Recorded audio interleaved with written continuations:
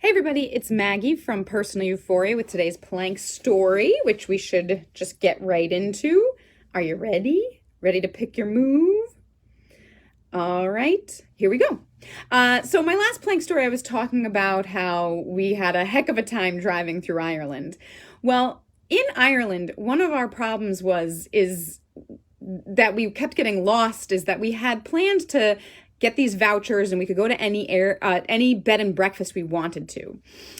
But it turned out the book of vouchers we had, only like 5 pages of one of them worked for our vouchers. So we were very limited. So we were always looking for these obscure bed and breakfasts. And we went to Scotland. That all changed. Everything was planned for us. We knew which bed and breakfast we were going to. It was a little less like seat of our pants. So we'd had like these crazy nights of trying to find places to stay the whole week in Ireland. We get to Scotland. It's already going smoother. And then we're driving around the Isle of Skye. And we thought we'd like go out a little ways and turn back. But we were loving it and we wanted to continue.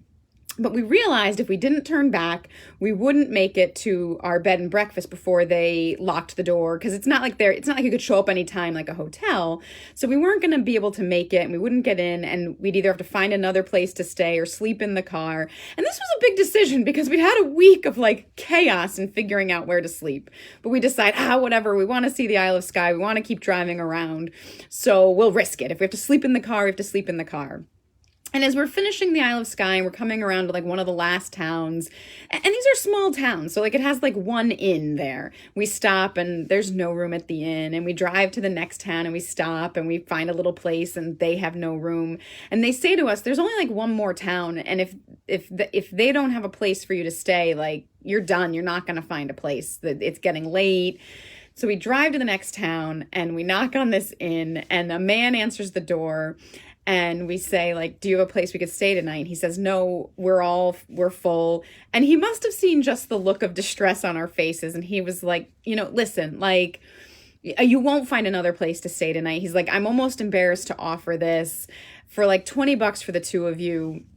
I have an outbuilding out back that truckers stay. It'll be a shared bathroom. It's not great. And I'll include a full breakfast in the morning. And we're like, we'll take it. It's fine. In our entire trip, it was the nicest place we stayed the whole time. It was lovely. Like, we loved it. It was, the outbuilding for truckers was fantastic. I don't know what this inn is like if you're in the main building. And then breakfast the next day was incredible. So I was pretty tired. I went to bed, and Matt went back to the main inn, and they had like a little bar, and the same owner who offered us this was the bartender. And Matt is visiting with some other guests, and they're all drinking, and the bartender's like, I got to get up early in the morning and do breakfast. So you guys pour what you want, just keep a running tab of what you've taken. And he goes to bed, and eventually everybody goes to bed. And when Matt goes to leave, he realizes he's been locked inside the main inn. But he's also, I think, kind of drunk at this point, basically. And so he's afraid he's going to set off a security alarm if he just opens the front door, but he also knows he won't be able to lock it.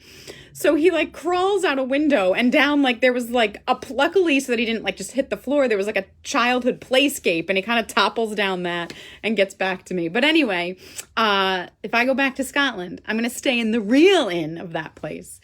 But it was funny, and I guess we lucked out. We didn't have to sleep in the car.